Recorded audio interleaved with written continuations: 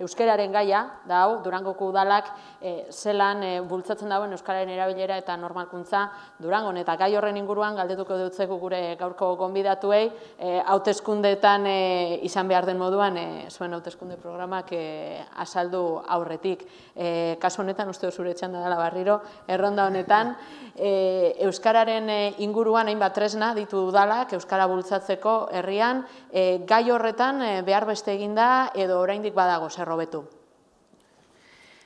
Noski dagoela zer hobetu, beste hainbat gaixetan bezalase, baina bereziki euskararen arluen, zuk aipatu duzune bezalase, hainbat tresna daude, alde batetik dago plan orokor bat, euskara bizi berritzeko plan nagusie bezala ezagutzen den plan orokor hori, baina gero dago alde batetik euskara plana, osea, udaletxere barrura begiratzen duen euskara plan bat, eta kanpora begira dago euskararen ordenantza. Asunto da, egin behar duguna da, papelean jartzen dena sinistu, eta posible baldin bada, ere aurrera eramatetan. Posible izan behar da, eta eraman behar da. Asunto da hemen hori ez dela egin. Zergaitik esaten dugu, alde batetik, euskara plan bat dau, udaletxeko langileentzako, baina ez da betetzen, plan hori ez dira neurrizek hartzen hori betetzeko, guretzako ezinbestekoa da trebatzaile figurarena. Ez dugu ahaztu biher, udal baliabideen barruan, euskara sailen barruan, soili dauela teknikari bat, plangintza guzti horiek martxan jartzeko, eta azpikontratazio bat dauela martxan jartzeko zerbitzu hori guztizik. Guretzako sail bat eratu bida behar diren baliabideekin, eta hor sartu beharko lirateke alde batetik trebatzailea, azken lanpostuen zerrenda sartu da, espero dezagun, ze herri honetan gertatzen da, lanpostu zerrenda onartzen diela, baina gero lanpostu horiek ez diela betetzen, eta espero dugun trebatzaileen lanpostu hori betetzea, baina eraberian dinamizatzaile bat ere beharrezkoa ikusten dugu, eta gero aldarrikatzea egun bat bai eta hurrengoen ere papelan jasote dagoena bete egin behar dela. Euskararen kontua aspaldiko kontua da, Alderdi Sozialista beti egon da alde. Uste dugu, bere biziko sustapena laguntzak behar dituela Euskararen erabilerak gitxi garelako, tresna gitxi daukagulako eta laguntza berez behar ditugulako.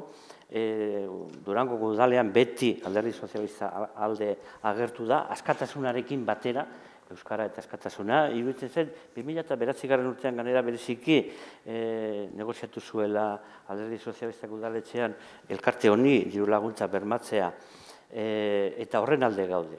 Behar dugu sustatu, ez dugu planteatu txikitzerik, gitxitzerik, murrizterik laguntzarik, bide berrean jarraituko dugu. Hala ere esan behar dut, plangintzarik onena, sendoena, garrantzitsuena, iraunkorrena, euskara sustatzeko zuek zaretela. Hau da, niretzat benetan plangintza. Eztabaida bat antolatzea, entzuleak izatea euskaraz. Ze azken batetan, euskararen etorkizuna euskal hiztunon esku dago. Gure esku dago. Hau dagoen bitartean aurrera egingo dugu. Ezker Batuak ze balantze egiten dago, kasu honetan. Labur, guk euskararen ordenantzen inguruan guztiz ados gaude hizkuntz normalizazioaren alde egiten den guztiagaz.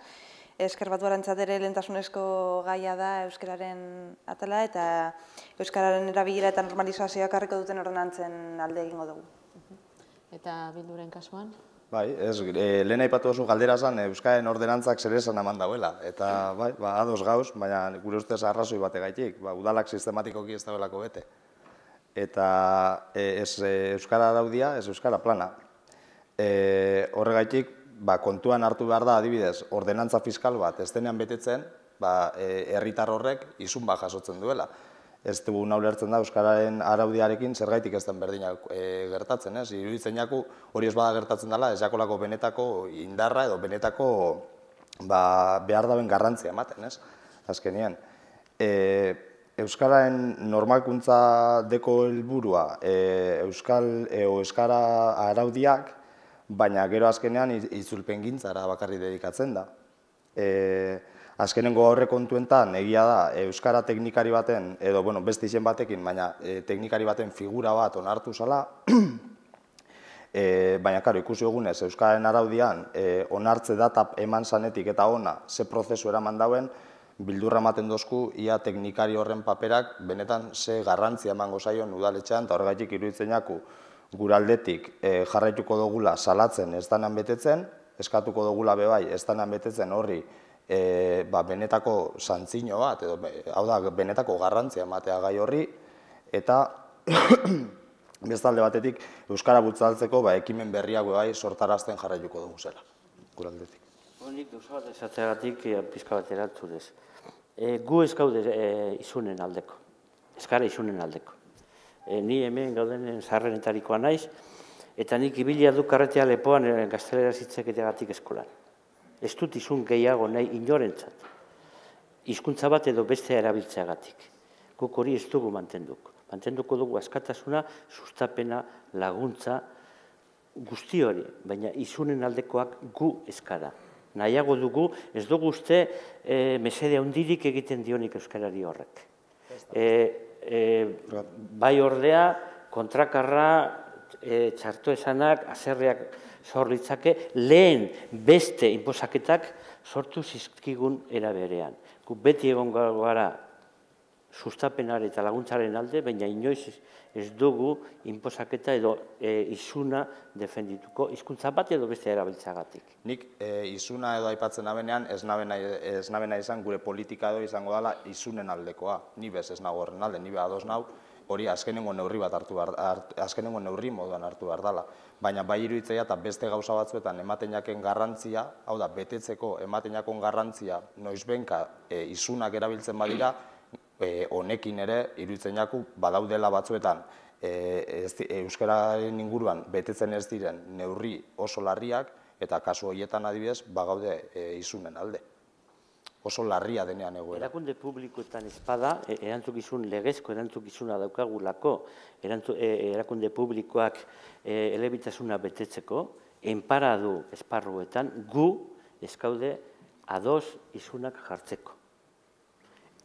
Hau da, udal batek betetzen espadu legezkoa dagokiona, udala berak erakunde publikoa betetzen espadu bai, baina hortik kanpo. Ez da behar ez da, niretzako, izuna ala ez izuna, baizik, eta administrazioak zelan bermatzen da euskal hiztunen eskubideak. Hori besteko baten egingo dugu. Ez, baina esaten duzunean, euskararen etorkizuna da, euskaldunen, euskal hiztunen eskuetan eta bar. Funtzean bai, baina euskal hiztun bat doienien administrazio batera eta ezin duenien euskara erabili, eta hori Durangon gertau leike, eta gertau inda. Orduan, administrazio, edo behintzat, ordezkari publikoek garrain inetik, horre irantzun bat eman behar diogu, ezta? Eta horretarako izan ordenantza bat, eta ez denien betetzen, badekozu kesak egiteko olako postontxi bat. Erakunde publikoa bete behar ditu bere arauak. Zalantzarik gabe. Betetzen ez denean salatu egin behar da. Esan nahi dudana, guk ez dugula onartuko erakunde publikoetatik kanpo izunak jartzeri, denda bateri, persona bateri edo enpresa bateri ez dakit zein hizkuntza erabiltzen duelako edo ez. Erakunde publikoa bai, behar izen legezkoak ditugulako, bete behar ditugunak. Da, betetzen ez diren neurrean salatzekoak dira ganera.